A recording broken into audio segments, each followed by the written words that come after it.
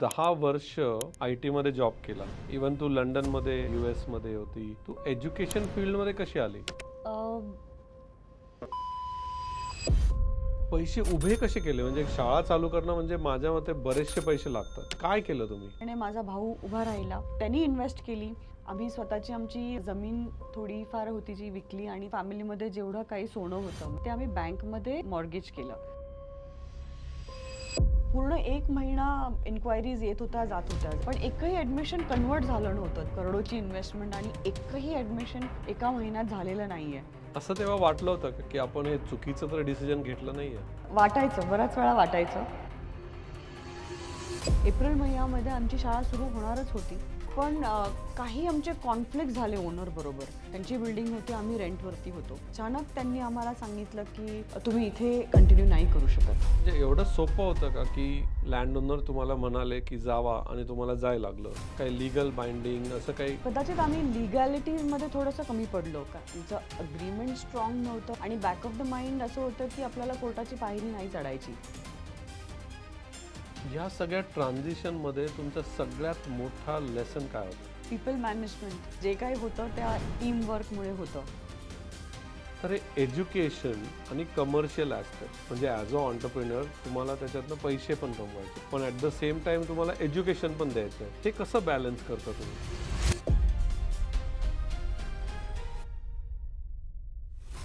नमस्कार, welcome. Conversations that matter by Sagar Babar या पॉडकास्टमध्ये तुमच्या सगळ्यांचं स्वागत आहे. आज या पॉडकास्टवर माझ्यासाठी फार एक खास गेस्ट आहेत. ती म्हणजे सारिका बाबर. ते माझी वाईफ आहे.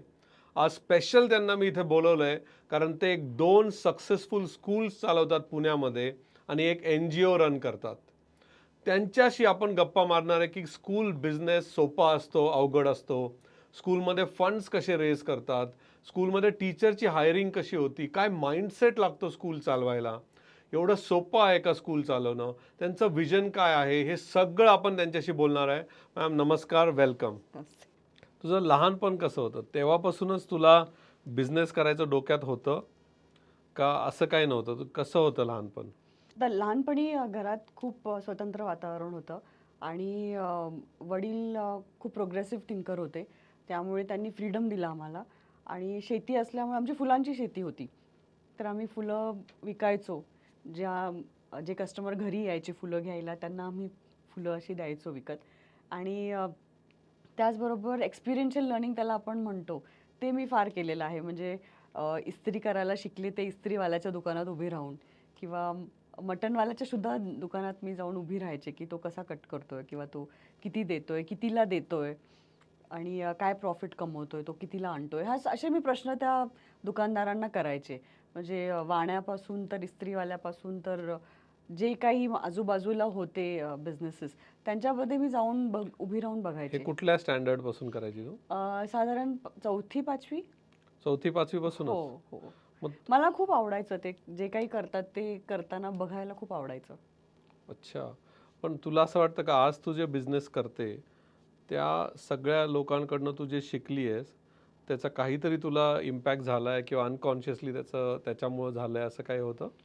हो, नक्कीच. म्हणजे प्रत्येक माणसाकडून आपण काही ना काही शिकत असतो. मग आपण इस्त्रीवाल्यापासून जो व्यवस्थितपणा असतो, की ते अशीच घडी झाली पाहिजे. तो व्यवस्थितपणा म्हणा किंवा मटणवाल्यापासून जे शॉप्स वाहण्यापासून किती पैसे घ्यायचे, किती द्यायचे आणि कसा प्रॉफिट करायचा. ह्या छोट्या-छोट्या गोष्टीमधून लहान मुलं शिकतात. आणि तुम्ही स्वतः शेतात जाऊन फुलं तोडायची आणि ते विकायचे पण हो, मार्केटमध्ये? आम्हाला उन्हाळ्याची सुट्टी कधी मिळालीच नाही. कारण ॲज आय सेड की आमचा फुलांची शेती होती. त्यामुळे त्याचा हंगाम जो आहे तो उन्हाळ्यातच असायचा. अच्छा. त्यामुळे उन्हाळ्यात मामाचं घर नव्हतंच आम्हाला. बर. सकाळी 6 वाजता उठायचं, फुलं तोडायला जायचं. पण त्यामुळे ते वेळेचं पालन करणं पण आपण त्या वयामध्ये शिकलो, की सकाळी उठावं, काम करावं आणि घरात मदत करावी. तर ह्या गोष्टी आपण शिकलो तेव्हा. अच्छा. आणि मग तू कॉलेजमध्ये गेली तेव्हा पण तू काही बिझनेस केला का तसं काही डोक्यात नव्हतं, जॉब करायचं होतं कॉलेज नंतर?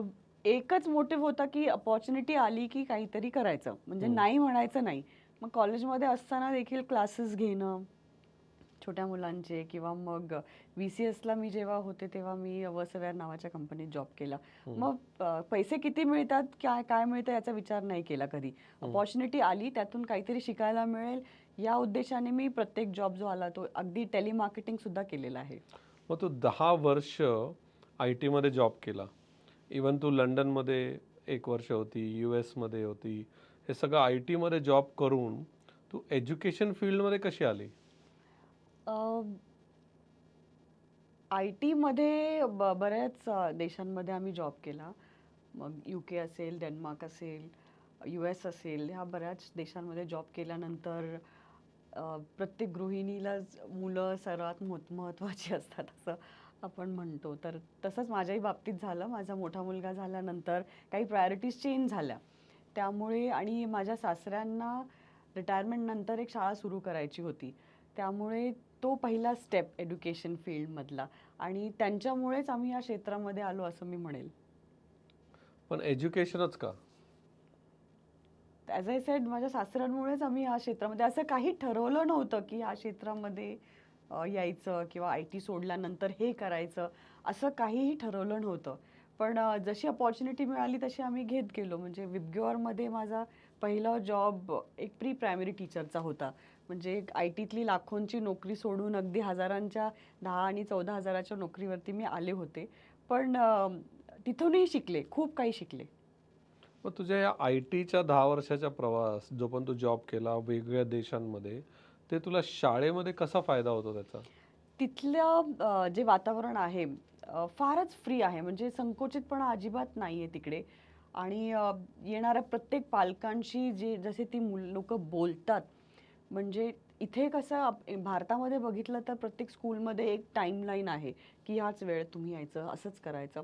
तसं तिथे नाही आहे. ते खूप वेलकमिंग ॲटमॉस्फिअर, एन्व्हायरमेंट तिथे मला दिसलं आणि तेच कल्चर मी आपल्या शाळेमध्ये इथे आणलं की जे कोणी येईल त्यांना प्लीज ओपनली तुम्ही बोला. म्हणजे ओपन डोअर पॉलिसी जी आपण म्हणतो ती शाळांमध्ये नव्हती, पण ती आता आपण आणली आहे.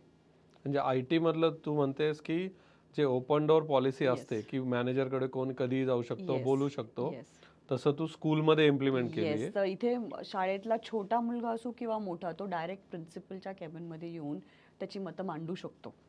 अच्छा.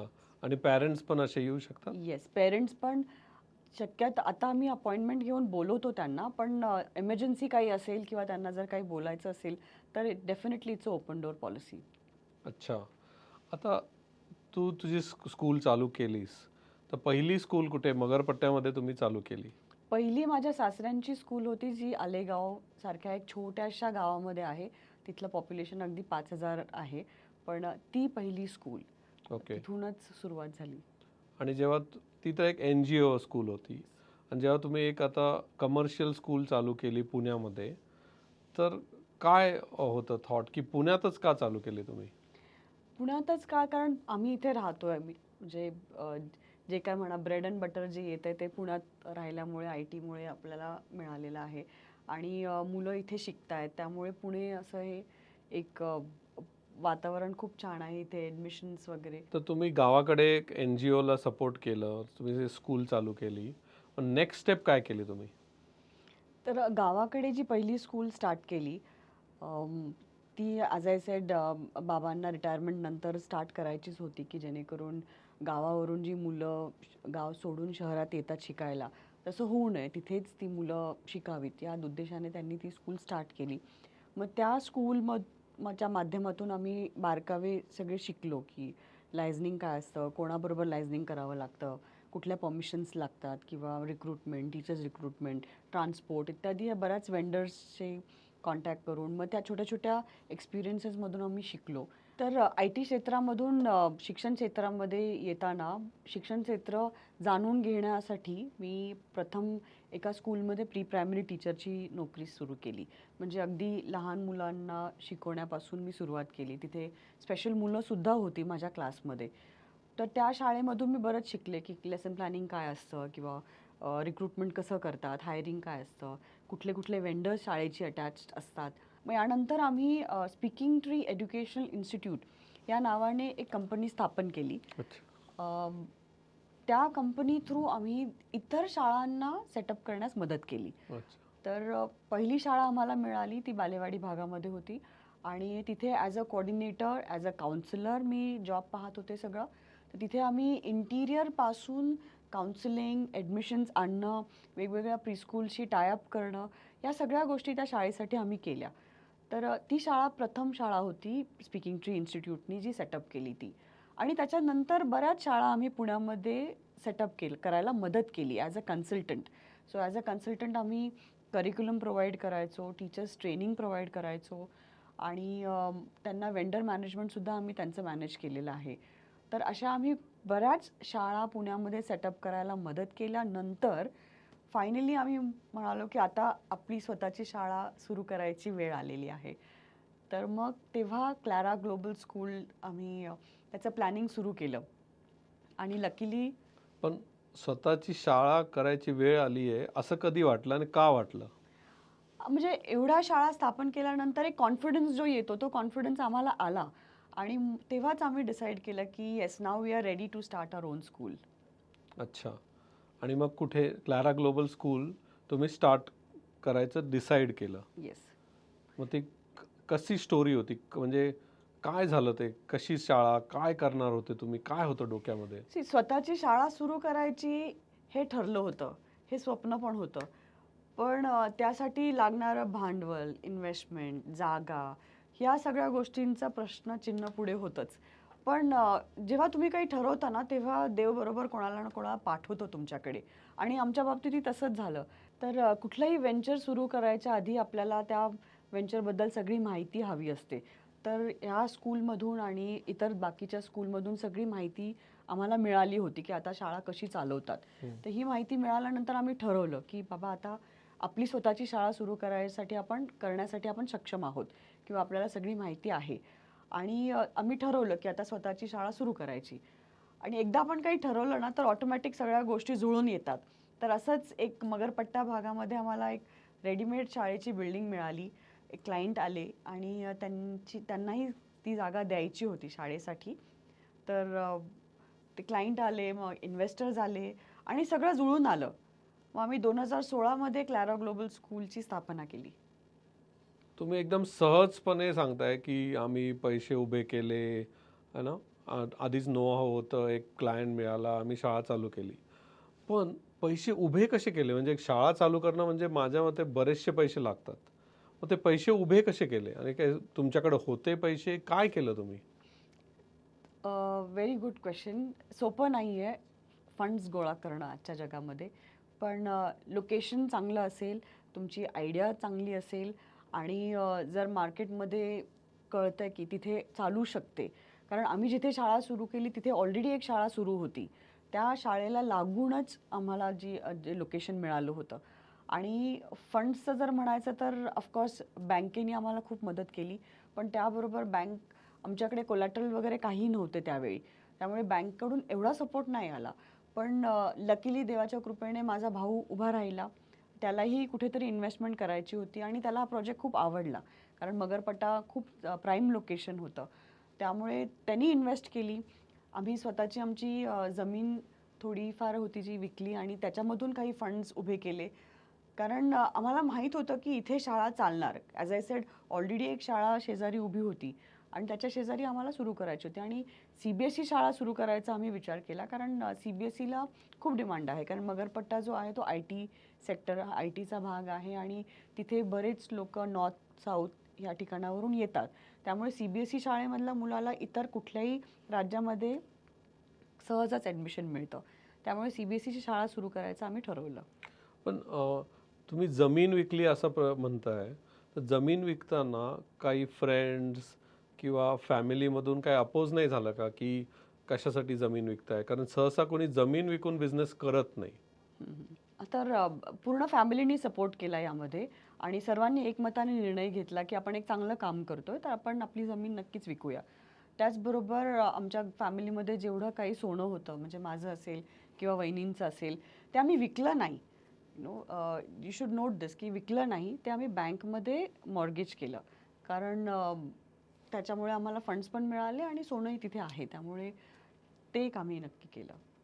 अच्छा.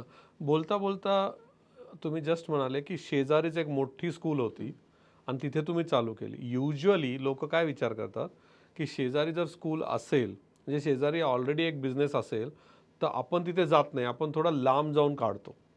मग तुम्ही त्या बिल्डिंगच्या शेजारी की स्कूल आणि तिथं काढायचं हे डिसिजन घेतलं, हे रिस्की नव्हतं का थोडं? सी प्रत्येक गोष्टीला प्रोज आणि कॉन्स असतात. इथे रिस्की आम्हाला नाही वाटलं, कारण राधा आम्हाला ते अपॉर्च्युनिटी वाटली की जी मुलं त्या शाळेत ॲडमिशन घ्यायला येतील ते एकदा तरी नक्की आमच्याकडे सुद्धा येतील, आणि एकदा ते आमच्याकडे आले तर आम्ही त्यांना कन्वर्ट करू. कारण CBSE आणि शेजारी जी स्कूल होती ती ICSE होती आणि आपली CBSE होती. त्यामुळे बरेच पेरेंट्स दोन्ही शाळांमध्ये व्हिजिट करून निर्णय घ्यायचे. आणि आम्ही वातावरण शाळेचं एवढं ओपन आणि कलरफुल आणि छान केलं होतं, म्हणजे लहान मुलांना जसं हवं तसं इंटिरियर्स आम्ही केलं होतं. त्यामुळे पेरेंट्स आपोआप आकर्षित व्हायचे आमच्या शाळेकडे. तर पहिल्याच वर्षी आम्हाला 145 ॲडमिशन्स आमच्या पहिल्याच वर्षी झाले होते. आणि हे नाव क्लारा ग्लोबल स्कूल हे का ठेवलं? आम्ही जेव्हा शाळेचं नाव ठरवायचा विचार करत होते तेव्हा बरेच ऑप्शन्स होते. इंडियन होते, वेस्टर्न होते, आणि आम्ही इंडियन नावं सुद्धा विचार करत होतो. पण जेव्हा क्लारा गुगल केलं आम्ही एकदा, तर त्याचा अर्थ ब्राईट आणि फेमस आला. तर आम्ही विचार केला की आम्हाला प्रत्येक आमच्या शाळेचा मुलगा हा ब्राईट आणि फेमस झालेला पाहायचा आहे, आणि त्यामुळे आम्ही ते क्लारा नाव ठरवलं. तर तुम्ही क्लारा नाव लिहिलं. तुम्ही आय थिंक माझ्या मते एक स्ट्रॅटेजी होती की ठीक आहे, शेजारी एक मोठी स्कूल आहे, तर वॉक इन आपल्याला बाय डिफॉल्ट मिळतील, असं तुम्ही म्हणाले.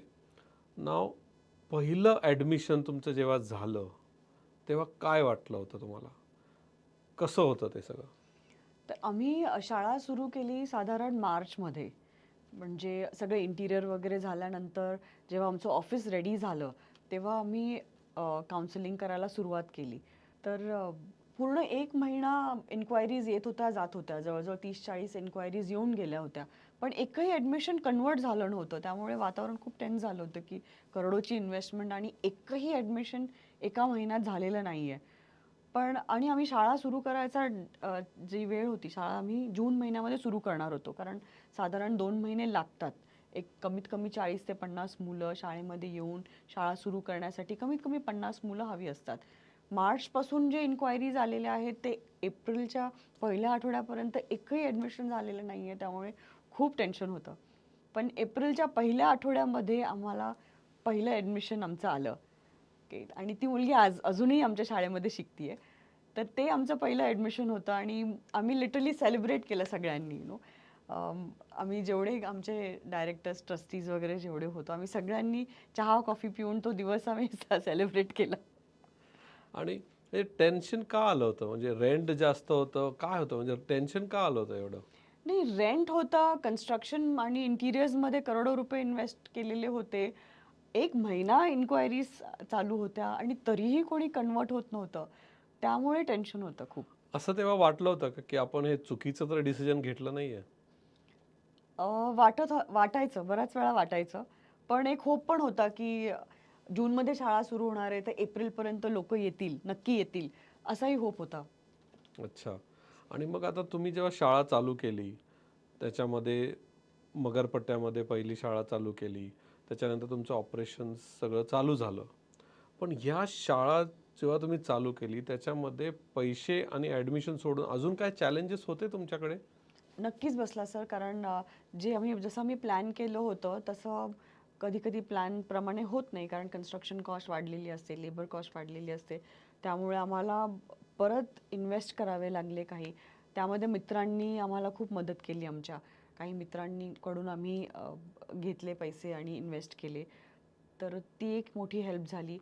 आणि अशा प्रकारे ॲज आय सेड पहिल्या वर्षी आम्हाला 145 मुलं आली आमच्याकडे.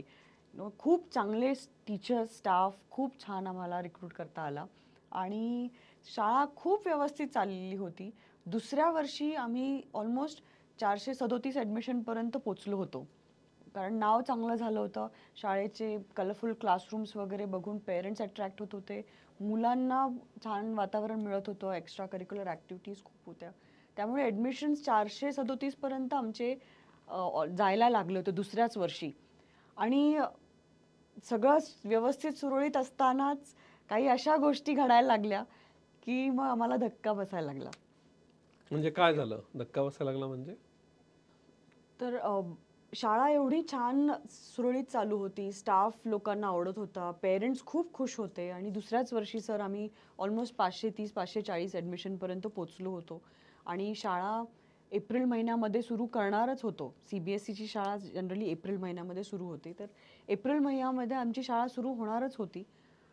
पण काही आमचे कॉन्फ्लिक्ट झाले ओनर बरोबर. त्यांची बिल्डिंग होती, आम्ही रेंटवरती होतो. तर ह्या काही कॉन्फ्लिक्ट झाल्यामुळे अचानक त्यांनी आम्हाला सांगितलं की तुम्ही इथे कंटिन्यू नाही करू शकत. तर तो खूप मोठा धक्का होता आमच्यासाठी, कारण आमची करोडोंची इन्व्हेस्टमेंट तिथे होती आणि 437 मुलांचा प्रश्न होता की इथून जर आम्हाला जायचं आहे तर आम्ही जायचं कुठे? कारण 437 मुलांसाठी कमीत कमी 20 क्लासरूम्स असणं अपेक्षित असतं. तर ह्या मुलांना आम्ही घेऊन जाणार कुठे? पण म्हणजे एवढं सोपं होतं का की लँड ओनर तुम्हाला म्हणाले की जावा आणि तुम्हाला जायला लागलं? काही लीगल बाइंडिंग असं काही?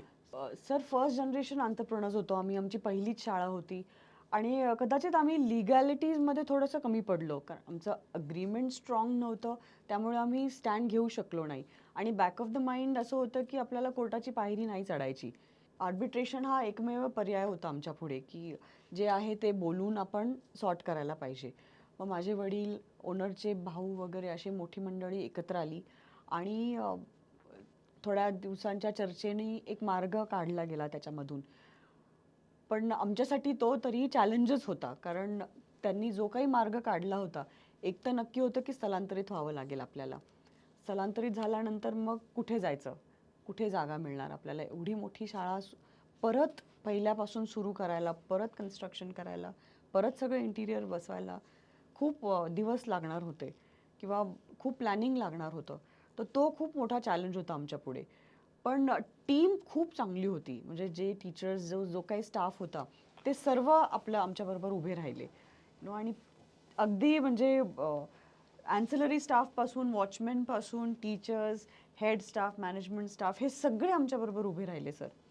आणि लकीली माझ्या वडिलांनी त्यांची जी जागा होती BT कवडे रोडती, आज जिथे जी शाळा चालू आहे फर्स्ट ब्रांच क्लॅरा ग्लोबल स्कूलची, तर त्यांना तिथे कन्स्ट्रक्शन करून भरपूर करोडो रुपये कमवता आले असते, पण त्यांनी ती जागा शाळेसाठी दिली. म्हणजे तो दिवस आमच्यासाठी खूपच महत्त्वाचा, की रात्रीच्या 11-11:30 वाजता आमचं डिस्कशन चालू होतं घरामध्ये आणि ते अचानक बोलून गेले की तुम्ही तिथे शाळा करा सुरू, तुम्ही टेन्शन घेऊ नका, तिथे सुरू करा. वडील तर सहज बोलून गेले रात्रीच्या 11 वाजता की आपली जागा आहे BT कवडे रोडवरती, तुम्ही तिथे शाळा सुरू करा. पण आमच्यासाठी परत तोच प्रश्न होता की एप्रिलमध्ये शाळा सुरू करायची आहे आणि ही वेळ होती ती एप्रिल महिन्याचीच होती. मग आम्हाला परत पहिल्यापासून सगळं प्लॅनिंग करावं लागलं. जे 400 पेरेंट्स होते त्यांची लिस्ट आम्ही डिवाईड केली आणि जेवढे हेड स्टाफ होते किंवा टीचर्स होते, प्रत्येकाला आम्ही 20-20, 30-30 फोन नंबर्स दिले. प्रत्येक स्टाफनी प्रत्येक पेरेंट्सशी बोलले फोन करून की शिफ्ट व्हायला लागणार आहे, आम्ही अशा अशा ठिकाणी शाळा सुरू करतोय, प्लीज तुम्ही आमच्याबरोबर या. ओके, आणि आम्ही प्रॉमिस करतो तुम्हाला 1 वर्षात आम्ही शाळा उभी करून दाखवू. तर अशा सगळ्या स्टाफच्या मदतीने आम्ही त्या 400 पेरेंट्सपर्यंत पोचलो आणि कंटिन्युअसली त्यांच्या टचमध्ये राहिलो. म्हणजे दर आठवड्याला स्टाफ फोन करायचा की हा प्रोग्रेस आहे, हा प्रोग्रेस आहे. आणि त्या काळामध्ये मग आम्ही काय केलं, पेरेंट्सला सांगितलं की एप्रिलमध्ये नाही, आपण जूनमध्ये ह्या वर्षी शाळा सुरू करतोय. ह्या कारणामुळे आपण एप्रिलमध्ये न करता जूनमध्ये करणार आहोत. आणि त्या एका महिन्यामध्ये सर आम्ही BT कवडे रोडला टेम्पररी 15 क्लासरूम्स बनवल्या. म्हणजे अगदी 26 दिवसांमध्ये त्या क्लासरूम्स रेडी झाल्या आणि तिथे फर्निचर वगैरे आणलं गेलं. स्पोर्ट्सचं ground, basketball court, play area वगैरे हे सगळं आम्ही सेटअप केलं. एका महिन्यामध्ये? 26 दिवस सर, 1 महिना नाही, 26 दिवसामध्ये हे सगळं रात्रंदिवस काम. तिथे 2-2 टीम्स काम करायच्या. 2 फॅब्रिकेटर्स, 2 पेंटर्स, 2 टाईल वर्कर्स आणि सगळे लेबर्स. रात्रंदिवस त्यांनी काम केलं. पण हे पॅरेंट्सला कसं पटवलं? पॅरेंट्सला कसं पटलं? तुमच्यावर विश्वास कसा ठेवला? त्याला काय वाटतं तुम्हाला? का विश्वास ठेवला असेल सर parents? कदाचित मागच्या 2 वर्षामध्ये जे आम्ही पेरेंट्सला दिलं, गुड एज्युकेशन और गुड कस्टमर सर्व्हिस म्हणता येईल किंवा त्यांना जे आम्ही टचमध्ये ओपन डोअर पॉलिसीचा यामध्ये खूप फायदा होतो सर. जेवढं तुम्ही अप्रोचेबल असाल तेवढं पेरेंट्समध्ये बरोबर तुम्ही ट्रस्ट डेव्हलप करू शकता. आणि टीचर्स पण तुमच्या बरोबर आले, पण त्यांच्यामध्ये पण कसा काय ट्रस्ट हे झाला? सर त्यांना तर मे बी त्यांच्याबरोबर आम्ही जे 2 वर्ष जे संबंध बनवले आम्ही त्यांच्या छोट्या छोट्या गोष्टींवरती लक्ष ठेवलं. म्हणजे कोणी टीचर यायचे ज्यांना लग्नासाठी ॲडव्हान्स पाहिजे किंवा घरामध्ये काही फॅमिली फंक्शन आहे त्याच्यासाठी सुट्टी पाहिजे. तर ह्या ज्या छोट्या छोट्या गोष्टी असतात त्यांच्याकडे आम्ही खूप लक्ष देतो सर. कारण आमच्यासाठी इमोशनल वेलबिंग खूप महत्त्वाचं आहे.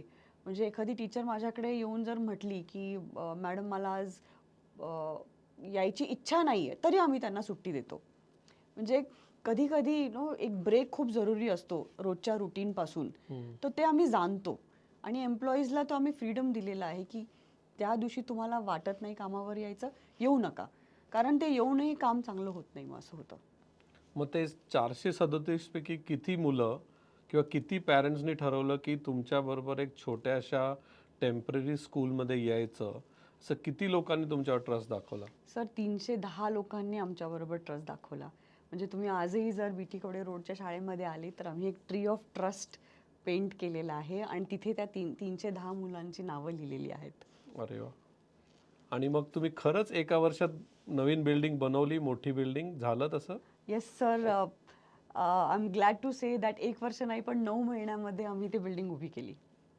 वाव. आणि मला सांगावंसं वाटतं इथे की जो स्टाफ आमच्याबरोबर किंवा जे लेबर्स ज्यांनी मगरपट्टा शाळेमध्ये काम केलं त्यांनीच BT कवडे रोड शाळेमध्ये काम केलं आणि त्यांनीच 3rd ब्रांच SHP ब्रांचमध्येही ते आता काम करतायत. या सगळ्या ट्रान्झिशनमध्ये तुमचा सगळ्यात मोठा लेसन काय होता? People management. जे काही होतं त्या टीमवर्कमुळे होतं. Teamwork is very important. मी जसं म्हटलं की जे ज्या लेबर्सनी मगरपट्ट्यात काम केलं त्यांनीच BT कवडे, त्यांनीच SHP ब्रांच पण आपली सेटअप केलेली आहे. तर लोकांना आम्ही जोडून ठेवतो. तुम्ही एवढ्या स्ट्रगलमधनं गेलात की पूर्ण जेवढं तुम्ही मेहनत 3 वर्ष केली ती झिरो झाली आणि नवीन जागी जायला लागलं. प्रेशर तर खूप असेल. मग ते प्रेशर मॅनेज कसे करायचे आणि स्वतःला काय सांगायचे किंवा कसं होतं ते? म्हणजे एखादा जर ह्या सिच्युएशनमध्ये असेल तर त्यांनी स्वतःला काय सांगितलं पाहिजे? काम करत राहायला पाहिजे, दुसरं काही नाही. वेगवेगळे सोल्युशन शोधायचे, लोकांबरोबर चर्चा करायची, बोलायचं, मार्ग आपोआप निघतात. मार्ग आपोआप निघतात. तर आता तुम्ही एक सक्सेसफुल ब्रांच चालवली 5 वर्ष 6 वर्ष, ह्याच्यामध्ये बिल्डिंगला जास्त महत्त्व आहे का टीचरला जास्त महत्त्व आहे? टीचर्सला सर प्रश्नच नाही. बिल्डिंग कोणी बघत नाही. जर तुमचा टीचर चांगला आहे, टीचर्स चांगले होते म्हणून तर टेम्पररी 15 क्लासरूम्समध्ये एवढे 310 पेरेंट्स आले सर. मग त्यामुळे तुमची टीचर्स शिवाय पर्यायच नाही दुसरा. टीचरची हायरिंगची प्रोसेस कशी आहे तुमची? सर आम्ही टीचर्स जेव्हा हायर करतो तेव्हा मिनिमम 2 वर्षाचा एक्सपिरियन्स बघतो की त्यांनी मिनिमम 2 वर्ष दुसऱ्या कुठल्या शाळेमध्ये शिकवलेलं आहे का. त्यांचा कॉन्फिडन्स लेवल चेक करतो, त्यांचा ॲटिट्यूड चेक करतो. म्हणजे त्यांना असे सिच्युएशनल क्वेश्चन्स विचारतो की त्यांनी चॅलेंजिंग सिच्युएशनमध्ये कसं मॅनेज केलं आणि शिकण्याचा ॲटिट्यूड आहे का. म्हणजे जरी त्यांना काही येत नसेल तर त्यांना शिकण्याची इच्छा आहे का, आवड आहे का, त्यांनी मागे काय काय शिकलेलं आहे आणि त्यांचा प्रवास कसा होता पास्टमध्ये, ते सगळं पाहून आम्ही हायरिंग करतो. आणि त्याच्यामध्ये पर्सनल इंटरव्ह्यू असतो, डेमो सेशन्स असतात, ग्रुप डिस्कशन असतं. अशा इंटरव्ह्यूज नंतर त्यांचं हायरिंग होतं. आणि लेट्स से तुम्ही आता जस्ट म्हणाले की तुमच्याकडे ओपन डोअर पॉलिसी आहे. कोणी पॅरेंट आला, कोणी मुलगा आला, राईट? मे बी हे ॲज अ फाउंडर तुमचं विजन आहे. पण हे विजन तुम्ही टीचर्समध्ये कसं पास ऑन करता? टीचर्स कसं आहे सर, ते बिझी असतात. म्हणजे मुलगा 8:30ला येतो, 2:30ला जातो, तर त्या वेळामध्ये ते बिझी असतात. पण त्याच्यानंतर भरपूर ट्रेनिंग सेशन्स असतात, त्यांचे मीटिंग सेशन्स असतात मॅनेजमेंट बरोबर आणि इवन एक्सटर्नल रिसोर्सेससुद्धा आम्ही बोलवतो. पण स्कूलचं कल्चर हे आम्हाला त्यांच्यापर्यंत पोचवावंच लागतं की हे कल्चर आहे आणि हेच आपल्याला पुढे घेऊन जायचं आहे. की तुम्ही कधीही पेरेंट्सनी विचारलं तर अवेलेबल असलं पाहिजे त्यांच्या क्वेश्चन्सला उत्तर आणि हे देण्यासाठी. सोपं आहे कल्चर ट्रान्सफर करणं? काही टीचर खूप इझिली अडॅप्ट होतात. काहींना 1, 2, 3 वेळा सांगावं लागतं. मिस होतात त्यांच्याकडून पण मिस होतात बरेच वेळा ते लोकं आन्सर करत नाही, कॉल्सला रिप्लाय करत नाही. पण 1-2 वेळा सांगितल्यानंतर ते करतात. तुम्ही एक स्कूल चालवता आणि चांगली फी पण घेता, कारण ते एक तुम्हाला चांगलं एज्युकेशन पण द्यायचं आहे. तर हे एज्युकेशन आणि कमर्शियल ॲस्पेक्ट म्हणजे ॲज अ ऑन्टरप्रिनर तुम्हाला त्याच्यातनं पैसे पण कमवायचे आहेत. पण ॲट द सेम टाईम तुम्हाला एज्युकेशन पण द्यायचं आहे. हे कसं बॅलन्स करता तुम्ही? तर शाळा ही एक नॉन प्रॉफिट ऑर्गनायझेशन आहे सर. त्यामुळे एक 5 वर्ष, 6 वर्ष कमीत कमी लागतात शाळेचे ऑपरेशन्स व्यवस्थित चालायला. त्याच्यानंतर आम्ही दुसरी शाळा सुरू करतो, की जिथे गरज आहे, जिथे CBSE शाळा शाळा कमी आहेत, तिथे आम्ही मग दुसरी शाळा सुरू करतो. आणि स्कूल बऱ्याच लोकांना आज स्कूल काढायची इच्छा आहे. पण काहींकडे पैसे नाही, काहींकडे जागा नाही. तर तुम्ही त्यांना काय टिप्स द्याल, की जर स्कूल काढायचे असेल, तर ह्या 3-4 गोष्टी तुम्ही केल्या, तर नक्की तुम्हाला पण स्कूल काढता येईल? ज्यांना कोणाला स्कूल सुरू करायची आहे, तर त्यांनी पहिला तर अभ्यास केला पाहिजे, जसं आम्ही केला. त्या स्कूल क्षेत्रामधलं नॉलेज सगळं पाहिजे आणि जागा, फंड्स आणि कुठला board. Okay.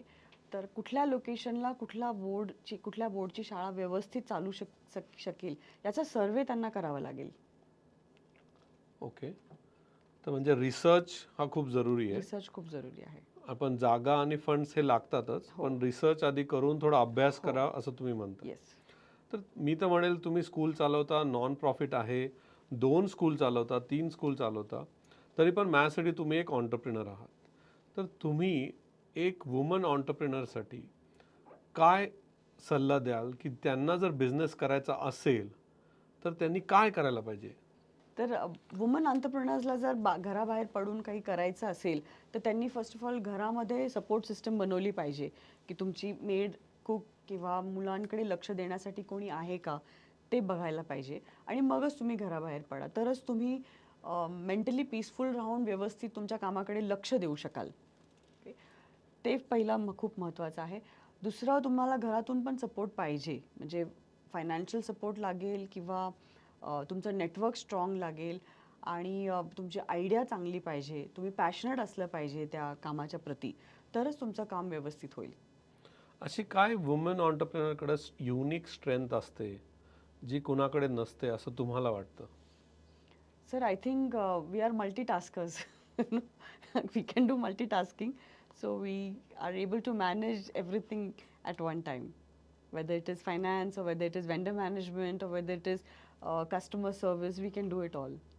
As a woman entrepreneur तुम्ही एक शाळा सक्सेसफुल केली आणि मग दुसरी ब्रांच काढायचं जेव्हा ठरवलं, का असं ठरवलं? तुम्ही एकात खुश नव्हते का? सर, दुसरी ब्रांच काढण्यासाठी 2 कारणं होती. As I said, school is a non profit organisation. So जेव्हा एक स्कूल सेटअप झाली, जेव्हा त्याचे प्रोसेस आणि पॉलिसीज सगळे व्यवस्थित रन होत होते किंवा चालत होते, जेव्हा तिथे सिस्टम एक बसली होती, की तिथे मेन हेड स्टाफ किंवा मॅनेजमेंट बसायची गरज नाही. जेव्हा मला गरज नव्हती भासत, की एक सिस्टम होती आणि सर्व व्यवस्थित चालत होतं. तेव्हाच आम्ही विचार केला, की आता आपण दुसरी शाळा काढू शकतो. तर सिस्टम बसली होती, प्रोसेसेस, पॉलिसीज सगळे बसले होते. त्यामुळे आम्ही तसेच्या तसे दुसरीकडे रेप्लिकेट करू शकलो. पहिल्या ब्रांचचा स्टाफ ट्रेंड होता. त्या पहिल्या ब्रांचच्या स्टाफनी दुसऱ्या ब्रांचच्या स्टाफला ट्रेन केलं पहिले 2-3 महिने. त्यामुळे असं ही हेल्प रेडी होती. त्यामुळे आम्ही तो निर्णय घेतला, की now we are ready to start a second school. आणि जेव्हा तुम्ही आता एक ब्रांच झाली, दुसऱ्या ब्रांचमध्ये पण तुम्ही झाले तिथे, पण मुलांमध्ये जसं आम्ही आता ऑन्टरप्रिनर्सवर कॉन्टेंट बनवतो, तर मुलांमध्ये लहानपणीपासून जर बिझनेस माइंडसेट बनवायचा असेल, तर त्यासाठी तुम्हाला काय वाटतं, की स्कूल्सनी काय केलं पाहिजे? आणि क्लॅरा ह्याच्यासाठी काय करतं का? सर, डेफिनेटली मुलांना एंटरप्रेन्योरशिप ट्रेनिंग ही खूप आधीपासून मिळाली पाहिजे. म्हणजे मी तर म्हणते अगदी 3री-4थी पासूनच त्यांना आपण प्रॉफिट अँड लॉस तर शिकवतोच. पण ते प्रॅक्टिकल वेनी शिकणं खूप गरजेचं आहे. मग त्यांचं बँकेचे व्हिजिट असू देत किंवा ग्रॉसरी स्टोअरचे व्हिजिट असू देत, तर हे फील्ड ट्रिपच्या थ्रू आम्ही करतोच, की त्यांना प्रॅक्टिकल नॉलेज द्यायचा प्रयत्न करतो. त्याचबरोबर 5 Cs खूप महत्त्वाचे आहेत क्लॅरामध्ये. क्लॅराचा सी तर आहेच, पण त्याच्या व्यतिरिक्त 5 Cs महत्त्वाचे आहेत आणि ते म्हणजे कम्युनिकेशन खूप महत्त्वाचं आहे. मुलांना प्रॉपर कम्युनिकेशन करता आलंच पाहिजे, कोलॅबोरेशन करता आलं पाहिजे. कारण मी जसं म्हटलं, की एक टीमवर्कमुळे आम्ही जे अप्स अँड डाऊन्स होते क्लॅरामध्ये ते व्यवस्थित सेल करू शकलो, त्याच्या थ्रूमधून जाऊ शकलो व्यवस्थित. त्यामुळे कोलॅबोरेशन हे आलंच पाहिजे मुलांना. क्रिएटिव्हिटी म्हणजे जुगाडूपणा भारतीयांमध्ये बाय डिफॉल्ट असतोच, तर क्रिएटिव्हिटी खूप महत्त्वाची आहे.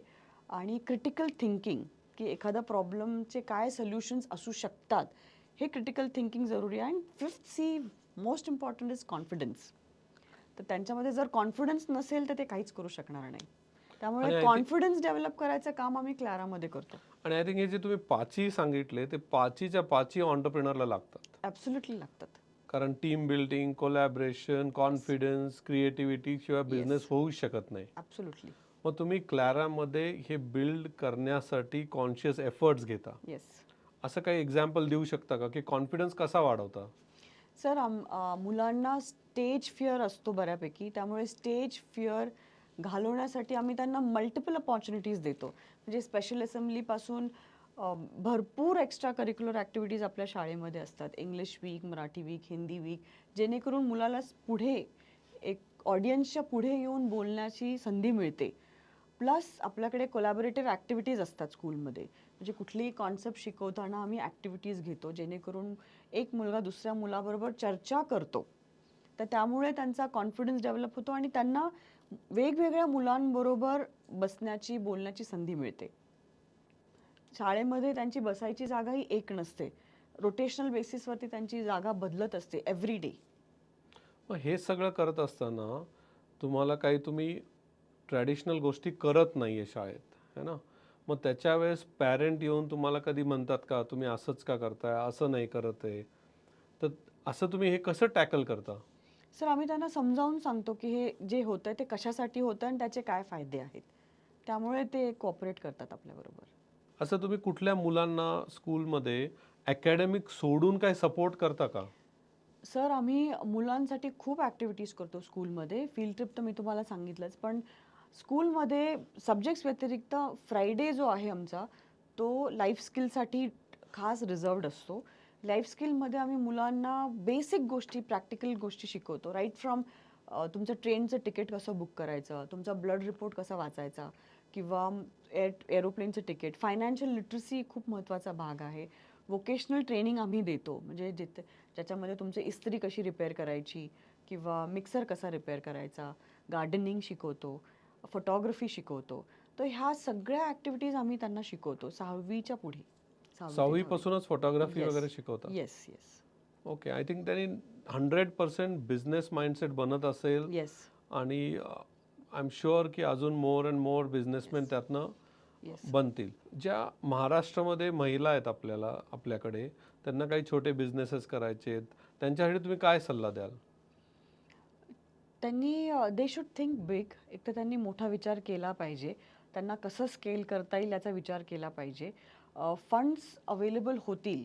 त्यांची आयडिया चांगली असेल आणि त्यांचा पास्ट रेकॉर्ड जर चांगला असेल, क्वालिटी चांगली असेल आणि बिझनेस त्यांचा जर व्यवस्थित चाललेला असेल, तर डेफिनेटली त्यांना स्केल व्हायला हेल्प होईल. आणि मुलांसाठी तुमचा काय सल्ला राहील की मुलांना जर बिझनेसमध्ये यायचं असेल किंवा मुलांना त्यांच्या लाईफमध्ये एक्सेल व्हायचं असेल तर काय करायला पाहिजे त्यांनी? त्यांनी डेफिनेटली मार्केट रिसर्च खूप केला पाहिजे, बुक्स वाचले पाहिजे. गुगलवरती आजकाल तुम्हाला सगळी माहिती घरबसल्या मिळते. What is trending, what is happening in the market, ह्या सगळ्या गोष्टींचा रिसर्च केला पाहिजे. आणि फायनान्शियल लिटरसी तर डेफिनेटली त्यांना त्याचं नॉलेज तर पाहिजेच. प्लस बिझनेसच्या रिलेटेड जे काही वेंडर्स असतात त्या सगळ्यांची माहिती त्यांनी घेतली पाहिजे. कारण जेव्हा तुम्ही बिझनेस करता तेव्हा तुम्हाला लिगॅलिटीज माहिती पाहिजे, तुम्हाला ॲडवायझर्स पण पाहिजे त्या बिझनेसमधले, त्या बिझनेसचं बेसिक नॉलेज पण तुम्हाला घ्यायला पाहिजे. तर ह्या गोष्टींचा रिसर्च त्यांनी पहिल्यापासून केला पाहिजे. आपण स्कूलमध्ये मुलांना रिस्क टेकिंग शिकवू शकतो का? हो, डेफिनेटली शिकू शकतो. तर कसं काय? आपण त्यांना केस स्टडीज सांगू शकतो की पास्टमध्ये जे काही बिझनेसेस झालेत किंवा not only businesses but whatever projects have been undertaken तिथे लोकांनी कशी रिस्क घेतली हा केस स्टडीज बरोबर त्यांच्याबरोबर डिस्कशन झालं पाहिजे. अशी कुठली तुम्ही रिस्क घेतली जी पेड ऑफ झाली? सर पहिल्या ब्रांच नंतर जेव्हा मी दुसरी ब्रांच सुरू केली ती सिंहगड रोड भागामध्ये एक खूपच रिमोट एरियामध्ये आम्ही सुरू केली सर. आणि त्याची 2 एकरचा तो प्लॉट होता आणि तिथे टेम्पररी स्ट्रक्चरमध्ये म्हणजे आम्ही जसं BT कवडे रोडला 15 क्लासरूम्स बनवून सुरू केली तसं टेम्पररी इंडस्ट्रियल शेडला आम्ही खूप छान प्रकारे रेनोव्हेट केलं आणि त्या 15 क्लासरूम्समध्ये आम्ही SHP ब्रांचची शाळा सुरू केली. पहिल्या वर्षी तिथे आमच्याकडे फक्त 50 ॲडमिशन होते sir because it was a temporary structure. पण एक होप होता आणि एक कॉन्फिडन्स होता की आपली बिल्डिंग उभी राहणार आहे. पण त्या टेम्पररी शेडमध्ये सुद्धा पेरेंट्सनी खूप छान सपोर्ट केलं सर. आणि जसं मी आधी म्हटलं की teachers are the key. So staff we never compromised where ever we went. So टीचर्समुळे आज दुसऱ्या वर्षी 250 आणि तिसऱ्या वर्षी 650 असं आम्ही 1050 मुलं आता त्या शाळेत शिकतात.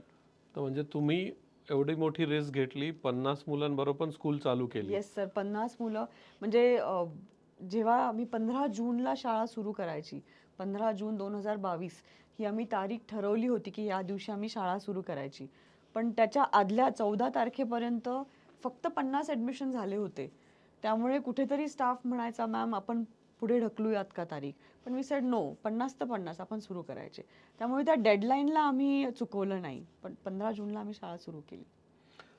तुमचा जो प्रवास बघता मला एक प्रश्न तुम्हाला विचारायचा आहे की जर एखाद्याला बिझनेस चालू करायचा आहे आणि त्याच्याकडे लिमिटेड रिसोर्सेस आहेत तर त्याच्यासाठी काय हॅक आहे का तुमच्याकडे? नाही क्वालिटी मेंटेन करा. रिसोर्सेस लिमिटेड असले तरी काही प्रॉब्लेम नाही सर. फक्त क्वालिटी आणि कस्टमर सर्व्हिस चांगली दिली पाहिजे. तो नक्की वाढणार. आणि ethics most important is you have to be ethical in your transactions. तुमच्या दोन्ही स्कूलमध्ये 1000पेक्षा जास्त मुलं आहेत, तुम्ही एक सोशल स्कूल पण चालवता. आता नेक्स्ट विजन काय आहे? सारिका बाबर यांचं नेक्स्ट विजन काय? सर्वांनी डेफिनेटली मोठी स्वप्न पाहिली पाहिजे. तर माझं तो स्वप्न सर एक स्कूल प्रत्येक खंडामध्ये असली पाहिजे असं आहे क्लॅराची. पण next step should be a third school. एक तिसरी ब्रांच डेफिनेटली सुरू करायची इच्छा आहे. आणि ती महाराष्ट्रात किंवा इतर देशांमध्ये होऊ शकते. होऊ शकते आणि त्याची तयारी तुम्ही चालू केली आता? हो सर रिसर्च चालू केलेला आहे. रिसर्च चालू केलं आहे. डेफिनेटली तुमच्या बऱ्याचशा अजून स्कूल होतील. पण आपला आता लास्ट राऊंडकडे आपण येतोय की आपण त्याच्यामध्ये रॅपिड फायर विचारतो ज्याच्यामध्ये तुम्हाला एका वर्डमध्ये किंवा एका सेंटेन्समध्ये उत्तर द्यायचं आहे. जे तुमच्या मनात येईल ते द्यायचं आहे. त्याच्या आधी मी तुम्हाला एक प्रश्न विचारतो. रॅपिड फायर चालू व्हायच्या आधी एखाद्याला जर स्कूल इंडस्ट्रीमध्ये यायचं असेल तर अशी कुठली गोष्ट त्यांनी केली नाही पाहिजे? ज्याला कोणाला शाळा सुरू करायची त्यांनी 2 गोष्टी लक्षात ठेवल्या पाहिजेत की शाळा एक नॉन प्रॉफिट ऑर्गनायझेशन आहे. त्यामुळे तिथे मुलांच्या शिक्षणामध्ये कॉम्प्रोमाइज नाही झालं पाहिजे. त्यांना ओव्हरऑल शिक्षण मिळालं पाहिजे. होलिस्टिक डेव्हलपमेंट आपण ज्याला म्हणतो. आणि एथिक्समध्ये कॉम्प्रोमाइज नाही करायचं आपल्याला. कारण आपण स्वतः जर एथिकल नसेल तर आपण मुलांना किंवा आपल्या स्टाफला काय शिकवणार. त्यामुळे don't compromise with your ethics. Perfect. आपण आता रॅपिड फायर स्टार्ट करूया. बेस्ट बिझनेस ॲडवाईस तुम्हाला एव्हर कधी मिळाली अशी? Think big. तुम्ही जर एज्युकेशनमध्ये नसता तर कुठल्या इंडस्ट्रीमध्ये असता? कुठल्याही क्रिएटिव्ह इंडस्ट्रीमध्ये. क्रिएटिव्ह इंडस्ट्रीमध्ये. आणि 3 स्किल्स तुमच्या मते एखाद्या ऑन्टरप्रेनरमध्ये असल्या पाहिजे? Good listener, no compromise with quality and honesty. Coffee, meditation, teaching यातले कुठली गोष्ट तुम्हाला ग्राउंडेड ठेवते? मेडिटेशन. एक वुमन ऑन्टरप्रिनर जे तुमची रोल मॉडेल आहे? भारती गांधी मॅम. खरंच? येस. ठीक आहे. एक वुमन ऑन्टरप्रिनर जी तुमची रोल मॉडेल आहे? भारती गांधी मॅम. त्यांनी लखनौमध्ये आज जवळजवळ 45च्या वर शाळा स्थापित केलेल्या आहेत आणि I am just walking her footsteps. Growth की प्रॉफिटेबिलिटी? ग्रोथ. बिझनेस की कॉर्पोरेट जॉब? बिझनेस. आणि फेल फास्ट का play safe? Fail fast. Great, thank you so much. आपण आज सारिका बाबर मॅमकडनं जे काही शिकलो, मलाही माहीत नव्हतं की 4थी पासून ते वेगवेगळ्या वाण्याच्या दुकानामध्ये, मटन शॉपमध्ये जाऊन बसायचे आणि त्याला बिझनेसबद्दल प्रश्न विचारायचे की बिझनेस काय असतो, पैसे कसे येतात. आय थिंक आणि त्यांनी पण हे सांगितलं की त्यांच्या शाळेमध्ये ते पण हेच बघतात की एक्सपेरिमेंटल लर्निंग किती महत्त्वाचं आहे. म्हणजे तुमच्या मुलाला दुकानामध्ये जाऊन एक्सपोज करा, त्यांना शिकवा, हे किती महत्त्वाचं आहे त्यांनी सांगितलं. त्यांनी स्वतः लहानपणी फुलं विकलीत बाजारात जाऊन, त्यांनी स्वतः शेतामध्ये काम केलंय आणि आज ते एवढ्या मोठ्या स्कूल चालवतात. त्याचबरोबर त्यांनी आम्हाला सांगितलं की 10 वर्ष ते IT फील्डमध्ये होते, डेन्मार्कमध्ये, लंडनमध्ये, US मध्ये. या सगळ्या कॉर्पोरेट जॉब्स त्यांनी जगभरात केल्या आणि नंतर येऊन त्यांनी स्कूल चालवायचा डिसिजन घेतला त्यांच्या सासऱ्यांमुळे. आणि स्कूलमध्ये त्यांना आवड निर्माण झाली. ती पण आवड निर्माण करताना त्यांनी ठरवलं की स्कूल करायची असेल तर मोठी स्कूल करायची आणि त्यांनी क्लारा ग्लोबल स्कूल ही लॉन्च केली. आज त्याचे 2 ब्रांच आहेत. त्यांना याचे 6-10 ब्रांचेस करायचे आहेत आणि प्रत्येक कॉन्टिनेंटमध्ये एक ब्रांच करायचा आहे. त्यांनी आपल्याला काय सांगितलं, त्यांचा ॲटिट्यूड असा आहे की जे काम येईल ते करायचं, लाजायचं नाही. त्यांचा दुसरा सक्सेस त्यांनी सांगितला की ट्रस्ट कसा गेन करायचा, की ओपन डोअर पॉलिसी. म्हणजे त्यांच्याकडे स्कूलमध्ये पेरेंट येऊ, टीचर येऊ, मुलं येऊ, सगळ्यांना ओपन डोअर आहे. असं काही अपॉइंटमेंट घेऊन यायला लागत नाही. त्याच्यामुळे त्यांचा ट्रस्ट वाढला. त्यांच्यावर हायरिंगची प्रोसेस काय असते, टीचरमध्ये ते काय बघतात, ह्या सगळ्या गोष्टी त्यांनी सांगितल्या. वुमन एंटरप्रेन्योर्सनी काय काय करायचं, काय काय नाही करायचं, फार छान त्यांनी सांगितलं की तुमच्या फॅमिलीचा सपोर्ट खूप जरुरी असतो आणि तो कसा मिळवायचा, या सगळ्या गोष्टी त्यांनी सांगितल्या. मी स्वतः पण खूप शिकलो. काही गोष्टी मला त्यांचं मिस्टर असून मला माहीत नव्हत्या, त्या कळाल्या. आय एम शुअर तुम्हाला पण आवडतील आणि तुम्ही हा पॉडकास्ट आवडला तर सगळ्यांना शेअर करा आणि याच्यातनं भरपूर शिका. नमस्ते, मी सारिका बाबर. आज कॉन्व्हर्सेशन दॅट मॅटर्स विथ सागर बाबर यांच्या पॉडकास्टवरती येऊन मला खूप खूप आनंद झालेला आहे. कारण या पॉडकास्टच्या दरम्यान मी माझे जे काय पास्ट होता तो परत एकदा अनुभवला. जे अप्स अँड डाऊन्स बिझनेसमध्ये किंवा क्लारा ग्लोबल स्कूल स्थापन करण्याच्या दरम्यान आले, तो सर्व अनुभव परत एकदा डोळ्यासमोरून गेला. So thank you so much. I really enjoyed this session today.